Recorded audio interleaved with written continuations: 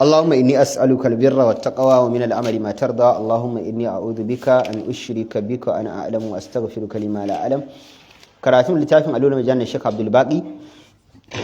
muna magana akan hukunce-hukuncen mani inda muka samu babu hukumul mani ko babin da yake karantar da mu hukuncin mani a musulunci hadisi na 165 babu hukumul mani haka hadithu Aisha ta su'ilat anil mani hadisin Aisha an tambaye ta game da mani yusibu thawba in ya taba tufafin mutum fa qala sai dace kuntu aghsiluhu min thawbi rasulillah na kasance ina wanke shi daga jikin tufafin maiki sallallahu alaihi wasallam fa yakhruju ila salati annabi sai fita zuwa sallah wa atharu al-ghasli fi thawbihi buqa'ul ma'i kuma ina ganin gurbin wankewan shati inda na wanke manzo Allah wannan ruwan nan to mun fara tuna masail din da ke da alaka da shi kan shi mani mun yi magana akan maniyin ababai da yawa a baya da wasu matsayin mani najisa ne ko ba najisa ba yau matsalar da zamu tattauna ita ce yaya maniyin namiji yake kuma yaya maniyin mace yake an samu wannan definition din daga bakin annabi manzo Allah da kanshi yayi bayanin nan wanda shine dukkan malamai suke ba da bayanin yadda maniyin namiji yake da maniyin mace yake dogaro da abin da annabi ya fassara da kanshi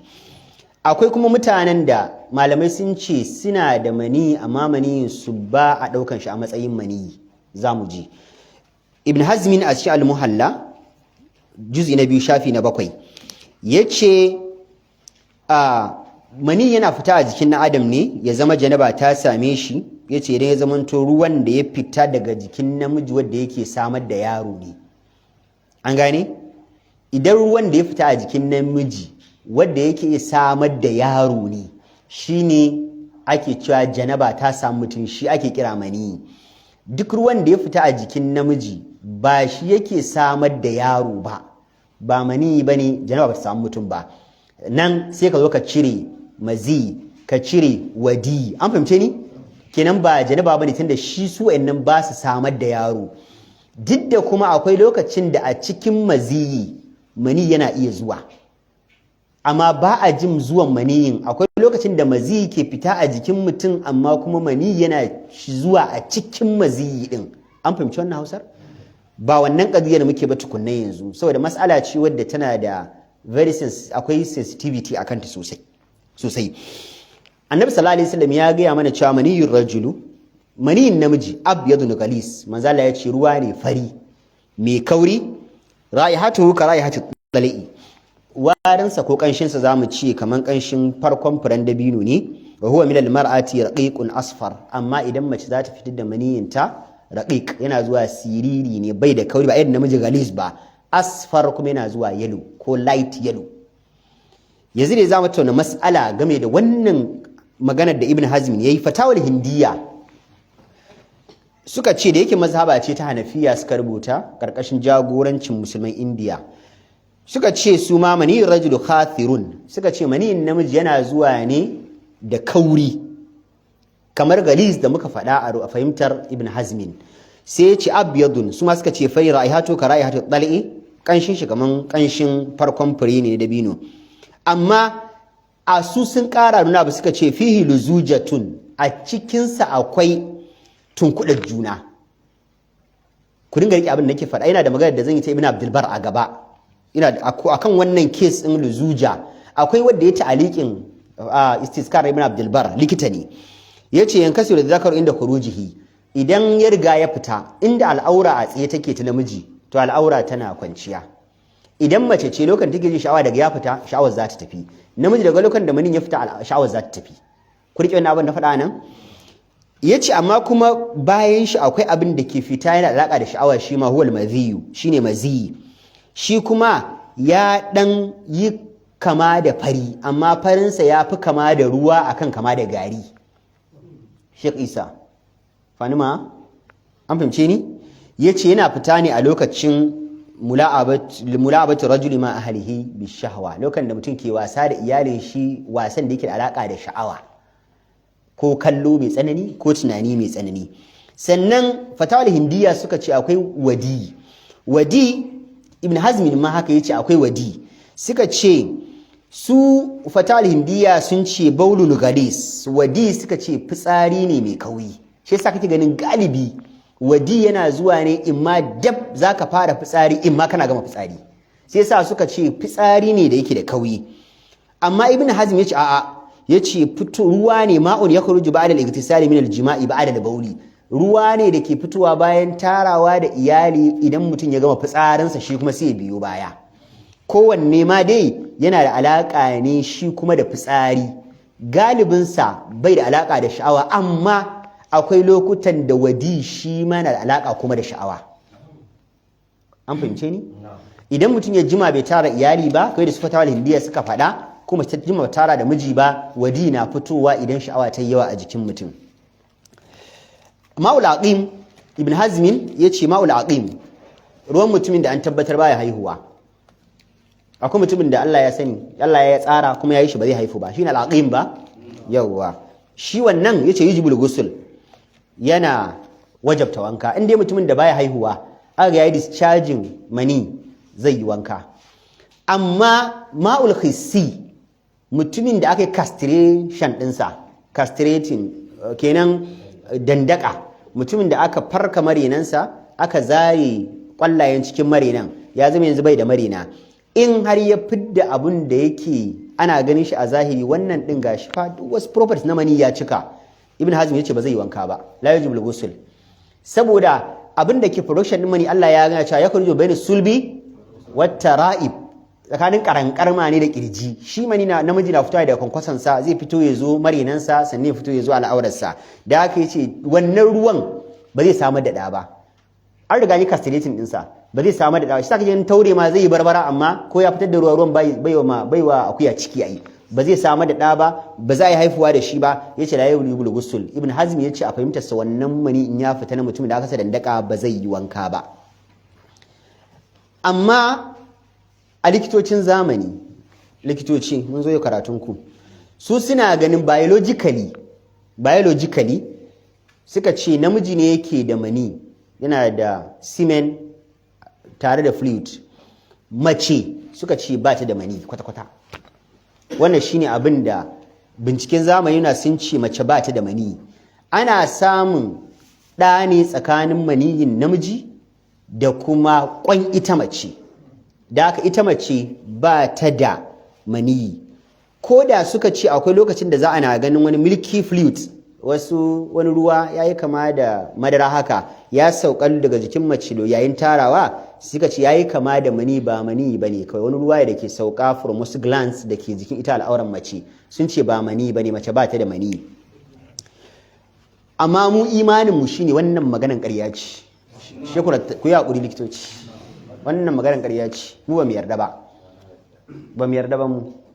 ba mu yarda. Ka yarda da su? Oh yawwa, mu ba mu yarda ba. Ibn Hajar a cikin Fathul Bari da Ibn al-Qayyim al-Jawziyya sun raba wuta. Ngani abin da ake raba wuta ba? Sun yi magana guda biyu cewa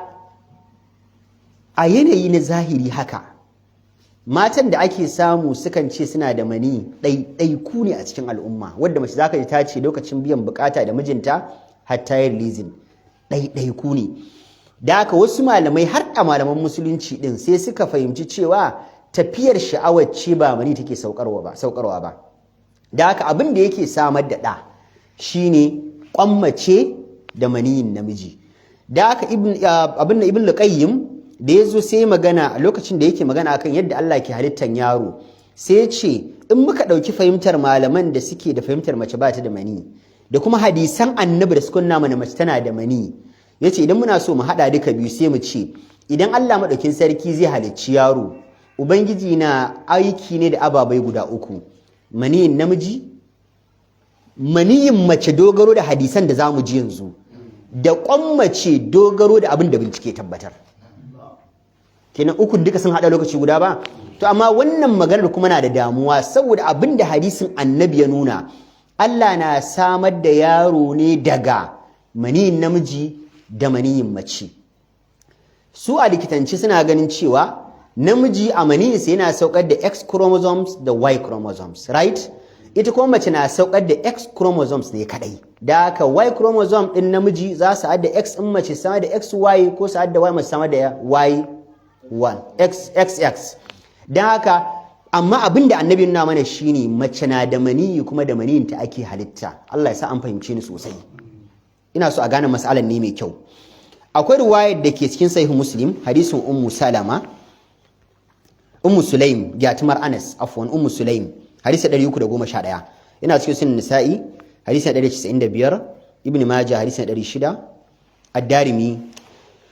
hadisi 791 ummu sulaim annaha sa'alat an-nabiy sallallahu alaihi wasallam anil mar'ati tara fi manamiha ma yara rajul ummu sulaim ta tambayi annabi ya matsayin mace ta ga irin abin da namiji yake gani idan ta yi mafarki a mafarki ne ta kwanta sai ta ga irin abin da namiji yake gani idan yi mafarki annabi sai ya ce idza ra'at dhalikal mar'atu faltaghtasil annabi sai ya ce idan mace ta ga irin abin da namiji ke ganin ya kwanta yi mafarki irin abin da yake fitarwa a jikinsa idan mace ta gani annabi sai ta yi wanka qalat ummu sulaim sai rike cewa wastahaytu min dhalik sai na ji kunya game da tambayar da nawa manzon Allah sallallahu alaihi wasallam cewa na tambaye shi wani abin da ke da alaka da tarawa da sha'awa qalat sai ce wa hal yakunu hadha tace da manzon Allah sallallahu alaihi wasallam haka din ma dama yana yiwa fa kana nabi Allah annabi sai ya ce na'am kwarai a wata riwaya da zamu ji akwai riwaya da ummu salama ce mata annabi ta tambayi annabi cewa shin haka na yiwa akwai Aisha tambayi manzon Allah cewa ya manzon Allah shin hakan na yiwa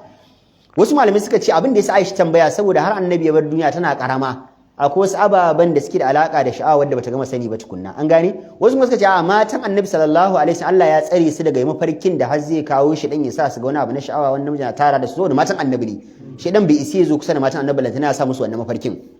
da aka sai cewa ya manzon Allah haka na yiwa annabi sai ya ce na'am kwari na yiwa fa min aina yakunu shabahu manzo Allah ya ce to idan har mace ba ta da maniyi ta yaya ake samun kamanceceniya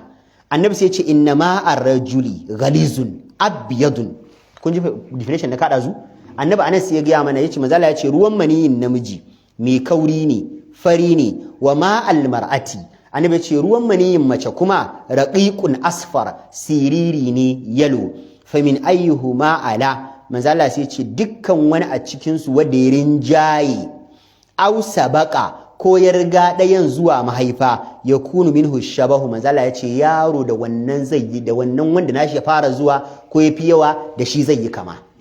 kenan idan ruwan maniyin namiji ya fara zuwa mahaifa yaron zai yi kama da babansa ku rike wannan maganan kamanceceniya muke yi za mu zo maganan ta ake samun ɗa namiji da ya mace a hadisin annabi idan ruwan mace ne ya fara zuwa mahaifa yarinya za ta yi kama da uwarta ko yaro zai yi kama da uwarsa idan ruwan maniyin namiji ya rinjaye akan ruwan maniyin mace yaro zai yi kama da babansa a wannan riwayar idan ruwan maniyin mace ya yi yawa akan ruwan maniyin namiji yarinya za ta yi kama ko yaro zai yi kama da uwarsa a wannan riwayar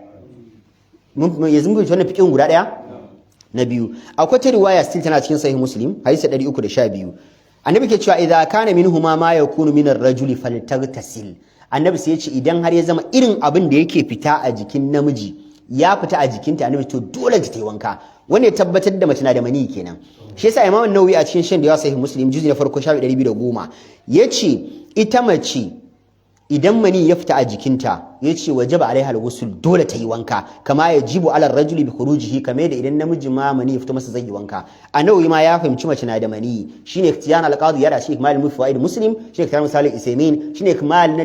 diwa daga cikin malaman da suke sharhin bukhari da muslim cewa mace na da mani a musulunci dogaro wannan hadisin sannan yake cewa ga ajma al-muslimi ala wujubil ghusli ala ar-rajuli wal mar'ati bi khurujil mani aw ilaji dhakar fil farji yace malaman musulunci sun ittifaqi cewa wajibi ne mace ta yi wanka idan mani ya fita a jikinta ko kuma kan al'auran namiji ya bace cikin al'aurarta yace sannan shin wannan mani ya fita da sha'awa ne ko ba da sha'awa ba yace za ta yi wanka in ji shi An-Nawawi an fahimce ni yace sannan kuma wani lokaci mani mace na sauka yace idan ta yi dogon tunani na sha'awa kamar da ka san namiji idan ya dogon tunani na sha'awa mani sa na sauka haka ita ma mace yace wani lokaci yadda ka san namiji na fitar da mani a bacci idan yayi mafarki mace ma na yin mafarki kuma ita ma ta yi releasing mani kuma ta gani a jikin tufafinta yace wani lokaci ana jin fitansa wani lokaci ba a jin fitansa musamman a mata namiji yana jin fitan shi ko da abu bacci ne, in dai bacci bai masa nauyi ba shi ma lokacin yana mafarki bai ji fitan shi sai da safe ya gani a jikinsa. Amma mace ce takan iya yiwuwa ya fita bata san ma ya fita bai ta gani a jikin tufafinta.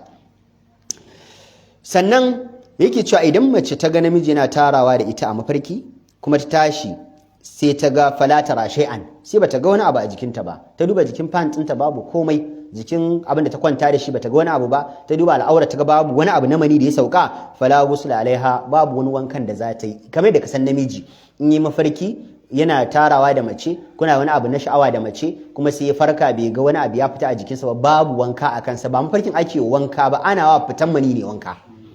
An gane? Sannan yake cewa idan mani ya sauko ya zo bakin mafarin al'auran namiji ko kuma ya zo tsakiyar al'auran namiji amma sai ya koma bai fita ba, babu wanka akan namiji. Mace yace idan akwai bambanci tsakanin amma namiji da mace a wannan qadiyar, yace idan mace ce mani ya sauko mata, idan budurwa ce ta ji mani ya zo dab ta cikin al'aurar ta din sai ta ji mani ya sauko zai taho, sai da juba sai ta ji bai sauko kasa ba, ta duba ta jira ta ba ta ga bai fito ba, yace babu wanka a kanta. Idan bazawara ce ko mata da ta taba yin aure sai ta ji ya sauko, yace ko inda ya zo asulul farj kenan sama ta cikin al'aurar ta ji abin ya taho amma sai ta duba ta ga bai fito ba, yace za ta yi wanka saboda akwai bambanci tsakanin halittar jikin macen da ta budu da wadda bata budu ba. An fahimci wannan? Sannan yake cewa idan mutum yana sallah sai jimani ya taho masa, sai ya riƙe ta saman wandon shi, sai ya riƙe al'aurarsa haka tam, sai ya hana maniyin fita, ya gama sallar shi a haka, bayan ya yi sallama sai ya sake al'aurar, sai maniyin ya fita, ya ce sahar salatu, sallar shi ta inganta. Saboda ana la'akari da fitarsa ba la'akarin da ya taho zai fita ba. Ita shari'a tana hukunci ne da abin da yake waje ba abin da yake ciki ba. Kun fahimce ni? Ai duk cikin mu nan da bayan gari, duk cikin mu nan da fitsari, amma muna sallah ana ka saboda hukuncin ciki ne ba hukuncin waje ba. Da aka ce in bai fita ba hukuncin ciki ne ba hukuncin waje ba. Sannan akwai wasu ababai da suke iya rikidewa, mani ne yake rikidewa ya koma wasu abu daban, za a masa wanka. Yace idan har ya zama misali namiji ya tara da mace sau ɗaya, sau biyu, sau uku, sau a lokaci ɗaya, can sai ya zama tun yana iya fitar da mani sai ya zama yanzu baya fitar da mani, ya fara fitar da jini, yace yanzu wannan jinin da ya fito mani ne zai masa wanka.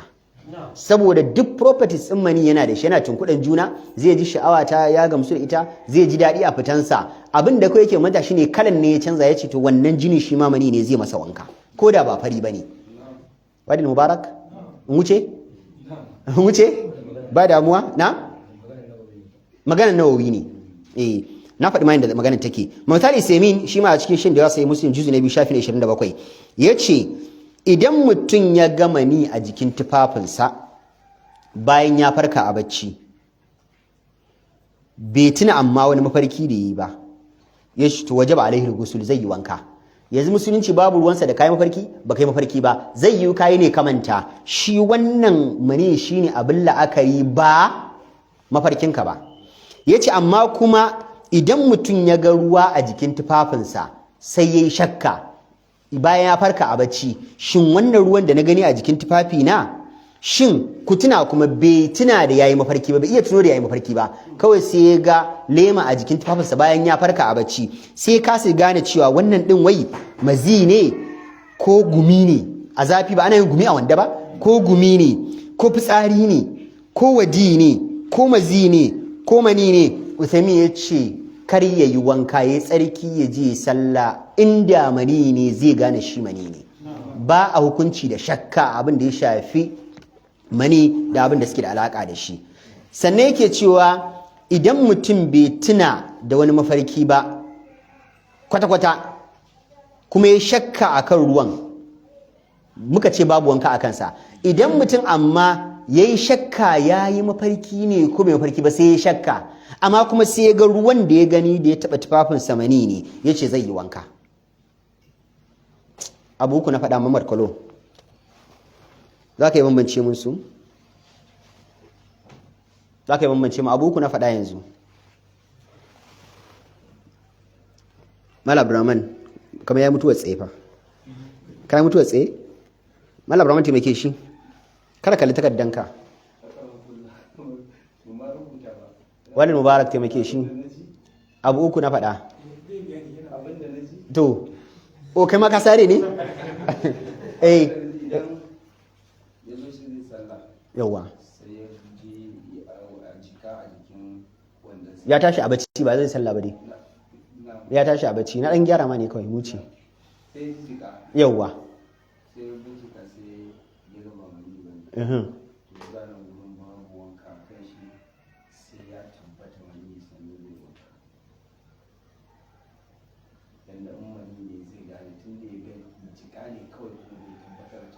na'am ya samu shakka kenan ko mani ne ko mazi ne ko wadi ne ko gumi ne ya kasa kuma wala mai zikul ihtilamin bai tuna mafarki ba to mu je sai kuma ya kwanta sai tashi sai ga mani a jikinsa bai tuna mafarki ba zai yi wanka aha sai na uku to waye zai taimake mu da na uku baka ji na uku ba kai ma na'am bismillah ya tashi yau ga ruwa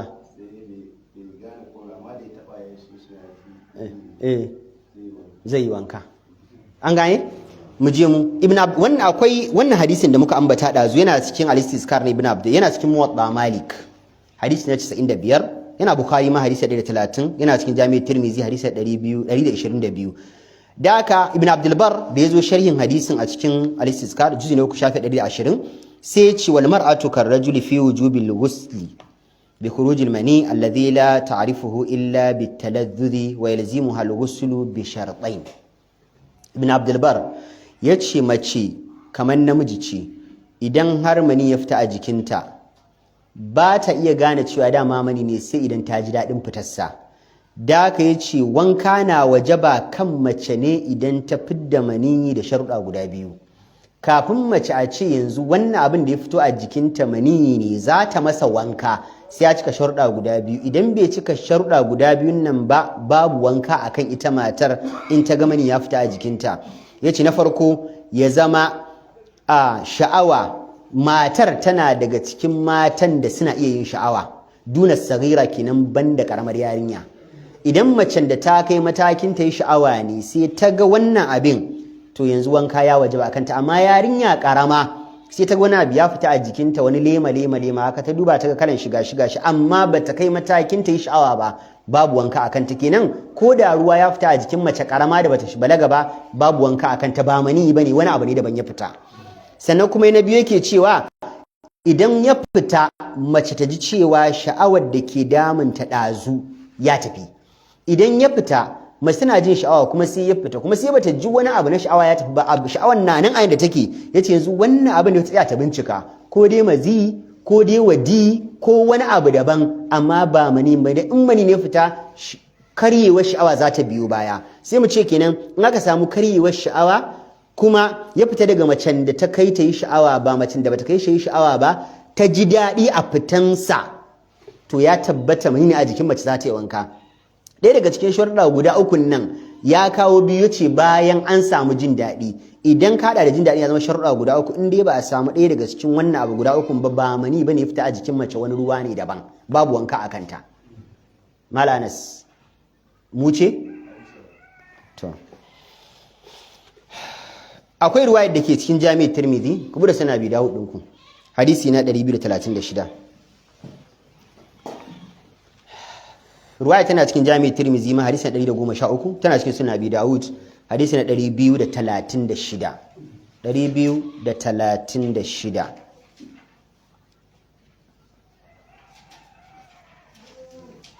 an samu an aisha ta qalat aisha radiyallahu anha take cewa suila rasulullahi sallallahu alaihi wasallam anir rajuli yajidu albalala wala yadhkur ihtilaman aisha take cewa an tambayi manzon Allah sallallahu alaihi wasallam game da mutumin da zai ji laima a jikinsa amma kuma bai tuna yayi mafarki ba amma ya ga laimar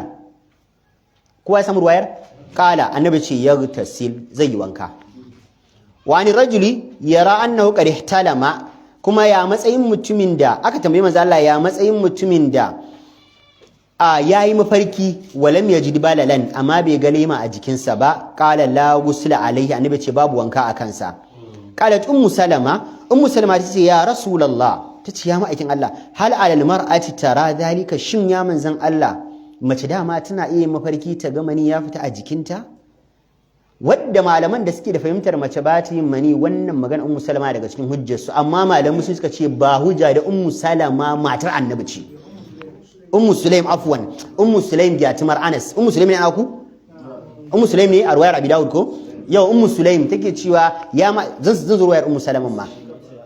shi na faɗa da zuwa ruwayar ummu sulaim ba take cewa ya manzo Allah mace tana ganin haka qala na'am annabi ya ce kwarai mace tana ganin mani mana innan nisa'a ai su mata shaqa'iqur rijali ai shaqiqan maza ne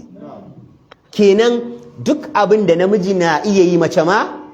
na iya yi tunda mace mata shaqiqan maza ne qala tirmizi huwa qawlu ghayr wahid min ahli al-ilmi yace wannan shine fahimtar diwa daga cikin malamai cikin sahabban manzon Allah sallallahu alaihi wasallam tabi'in da tabi'ai wa idza istaqala fara'a ballatan annahu yagtasilu in mutun ya farka a bacci ya ga laima zai yi wanka huwa qawlu sufyan ath-thawri wa ahmad shine kuma magana sufyan ath-thawri imam ahmad wa qala ba'du ahli al-ilmi min at-tabi'in wasu daga cikin malamai suka ce innama yajibu alaihi al-ghusl idza kanat al-ballatu ballatan nutfatin wasu malamai suka ce a'a ba zai yi wanka ba sai idan ya ga wannan lemar da take haifar da ɗani wannan maganar da yanzu imam tirmizi ya kawo a ƙasan wannan hadisin da kuka bi na abi dawud a tirmizi imam tirmizi ya kawo wannan maganar nake kawowa akwai malamai su rabi gida biyu kai annabi kawai ce aka annabi sallallahu alaihi wasallam aka yi anir rajuli yajidu libalala wala yadhkuru ihtilaman ya manzo Allah ya matsayin mutumin da zai farka kuma ya ga lema a jikinsa amma bai tuna farki ba annabi sai ce ya tasiru wanka kaga anan annabi ya tambaya amma bai ce mani bane mazi bane wadi bane a wannan zahirin sai suka ce duk lokacin da mutum ya farka a bacci ya ga lema a jikinsa bai tuna mafarki ba kawai ya je wanka kun gane sannan amma jumhur suka ce a'a sai idan ya ga nutfa annabi sallallahu alaihi wasallam yana magana ne da jami'ul kalima magana ce a dunkula annabi yake da haka sai ya ga ruwan da yake sama da da wannan shine qul imam shafi'i wa isa ibn rahawayhi cewa idza ra'a ihtilaman idan mutun ya ga yayi mafarki walam yara ballatan amma bai ga laima ba nayi mafarki tabbas amma ban ga laima ba fala ghusla alaihi babu wanka akan shi inda ammati ahli ilmi sai ka ga leman ma sai ta zama lemar da ke samar da da sai mu kuma magana sai misali sai min dazu mazi ba a masa wanka wadi ba a masa wanka gumi ba a masa wanka fitsari ba a masa wanka ruwan infection ba a masa wanka ka tashi ga tsakuwa ta fita ba a mata wanka fanima alazim al-abari san al-ma'bud yace ya kama Imam al-Khattabi cewa zahirin wannan hadisi yana nuna cewa idan mutum yayi mafarki ya ga mani ya fita ba maganan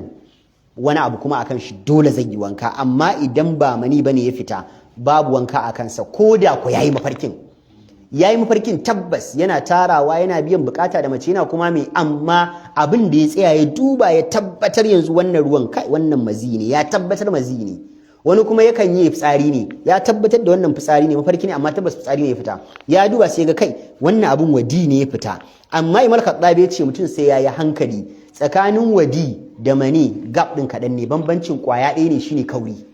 shi mani ya fi wadi kauri ne kawai da haka idan ya bushe ko a jikin tufafi yake ce mutum sai ya kula sosai kafin ya tabbatar da wadi ne yanzu ba mani ba an gane Imam Ahmad ibn Hanbal da aka masa tambaya game da wannan abin sai ya ce kai a ajabu ilayya an yi tasil yace idan mutum yi wanka ya tashi ya yi mafarki ya ga lema a jikinsa ya kasa tantance wannan lemar ta mecece mutum ne ya kwanta zai yi bacci sai mafarki yana tara da mace kuma da ya farka sai ya ga a jikin tufafinsa amma sai ya ruɗe shin wannan abin wadi ne ko mani ne menene ya ruɗe Imam Ahmad ya ce ni abin da ya fi birge shi ne yi wanka kaga shi ke ne ya fita sabani an gane amma da yawa daga cikin malamai suka ce ba zai yi wanka ba sai ya tabbatar da cewa ma'un dafiq ne ruwa mai tunkuɗar juna ne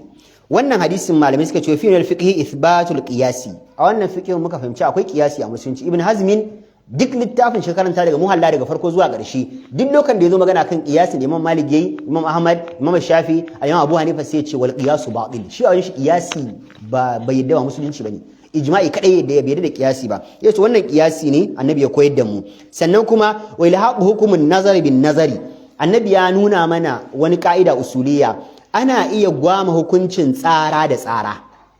a musulunci ya halatta wato ya halatta a yi hukunci tsakanin tsara da tsara yanzu misali annabi da yace innamar rijalu shaqa'iqun nisa manzala yace maza ai shaqiqan mata ne ko innaman nisa'u shaqa'iqur rijal mata shaqiqan maza ne annabi anna mai kenan ana iya hukunci bin annazar bin nazar kenan tsakanin tsara da tsara shi yasa ai da wannan malaman fiqh suke cewa idan yarinya yanzu ta samu al'ada ba ta taba bai ta fara yin al'ada ya ka da jini ya tsaya kwana 4 5 6 7 8 sai ya ci gaba ya ji har kwana 15 ya ta zama istihada ai da ya za mu gane adadin kwanakin al'adarta da wannan hadisin malamai suka yi hukunci an gane hukumin nazari bin nazar hukuncin tsara da tsara yanzu sai a ce to a nemo sa'anninta shekara kino 12 kwana kike biyar sai a ce ke ma ki dauki 5 hukumin nazari bin nazar kun ga karatun tsara da tsara da wannan hadisin malamai suka cire wannan hukuncin sannan imam tufatul awazi mubarak furi a cikin shan da ya jami'ar tirmizi shi ma jiji na farko shafi 260 ya kama ibn al-athir cewa maza da mata namiji dama yace asalin mace shaqiqiyar namiji ce mace a rayuwarta ba ta wani shaqiqi in ba namiji ba namiji bai da wani shaqiqi in ba mace ba saboda ai a jikin annabi adam aka cire hawwa'u kaga kenan abin da ya annabi adam shi yayi hawwa'u tunda a jikinsa aka cire ta yace da haka duk abin da yake iya samun namiji zai iya samun mace Allahumma illa wajajen da aka samu wasu keɓantattun abubuwa daban kamar inda Allah ya tsara mace za ta yi al'ada namiji baya al'ada ko za namiji al'ada babu akwai ruwayar ƙarshe tana cikin Muslim Imam Ahmad ruwayar Ummu Salama hadisi na 26631 Rafi' maula Ummu Salama yake ce anna maula Ummu Salama yace anna Ummu Sulaimin imrata Abi Talha yace Ummu Sulaim matar Abu Talha tace ya Rasulullah tace ya ma'aikin Allah almar'atu tara zawjaha fil manami mace ta ga mijinta a mafarki ai kun gane karatun yana wani abu na ya qau alaiha yana mu'amala da ita a alaiha alwusul ya manzo Allah za ta yi wanka kala na'am annabi ce za ta yi wanka idza ra'at balalan in ta ga laima qalat ummu salama ga ruwa da nake faɗa muku zan same ta ummu salama matar annabi sai ta ce aw taf'alu dhalika tace ya manzo Allah dama mata suna yin haka su ga mijinsu yana tara da su a mafarki har su fidda mani annabi sai ya ce ki taribat yadaki manzo Allah ya ce hannunki ya kwashi ƙasa aina ya'ati shabah manzo Allah ya ce anna ya'ati shabahu ta ina ne dama ake samun kamancecin alhuulatu kamancecin kawunnai idan mace ba ta da ruwan mani ta ina ake samun yaro ya kama da kawunnansa kenan ta ruwan mani mamar yaro ne sa ya kwaikwayo kawunnansa illa min zalik manzo Allah ya ce ai sai ta wannan hanyar ayyun nutfataini sabaqat ila rahimi manzo Allah ya ce dukkan kwayar halitta da ta fara zuwa mahaifa wulibat ala shabahu manzala ala shabahi manzala yace sai ta yi rinjayi akan kamanceceniya kenan idan na mace ne fara zuwa za ta yi kamanceceniya da yaro zai kamanceceniya da kawunnansa idan mamani namiji ne fara zuwa mahaifa yaro zai yi kama da baffanninsa kenan baban da kuma sauran danginsa akwai ruwaya da ke cikin sahih muslim still kitabul haid babu bayani sifati mani rajuli wal mar'ati wa inal walada makhluqun min ma'ihima kun ji babin da imam muslim yi shi yaro ana halittar sai ma da ruwan maniyin namiji ruwan maniyin mace hadisi 315 dogon hadisin sauban maula rasulullah wanda wani malamin yahudawa ya tambayi manzon Allah yake ce qur'an nabi daga cikin tambayar sai ya ce jitu as'aluka an shay'in shine karshen ruwayar yace ya rasulullah na zan tambaye ka wani abu ne la ya'lamuhu ahadun min ahli al-ardi illa nabiyyun aw rajulun aw rajulan yace duk wanda ya san wannan ansar to sai dai ko mutumin annabi sai ni a dai Madina akwai mutum ɗaya biyu da suka san wannan hukuncin bayan mu uku wallahi ba wanda ya sai shi annabi ne manzala sai ya ce yanfa'uka in haddastuka annabi ce idan ka tambaye ni na baka ansa zai maka amfani ansar qala asma'u bi udhunayya yace ya Muhammad ina ji da kunnuwa na ai ka ji renin wayo jitu as'aluka anil walad yace na zo ina tambaye ka ya ake samun yaro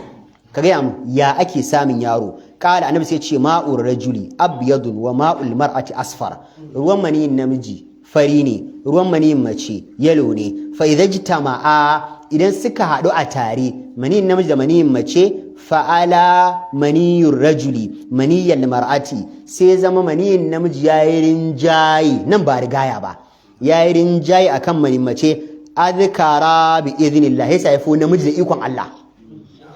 wa idza alama maniyul mar'ati idan ko maniyin mace ne rinjayi maniyar rajuli maniyin namiji anatha bi idhnillah sai su aifo mace da izinin Allah qala yahudi ba yaudan sai ya ce laqad saddaqtuka wa anta lanabiyyun yace wallahi na gaskanta ka lalle na tabbatar da cewa kai dinnan lanabiyyun wallahi annabin Allah ne ba ya kace musulunta ba sun man sarafa kawai sai kama gaban shi tafi yanzu a wani ruwaya mai muka fahimta a ruwayar baya mai muka fahimta shakan ruwayar baya mai muka fahimta kamanceceniya tsakanin ruwan mai da ruwan mai wannan ruwayar fa ɗa namiji ko ya mace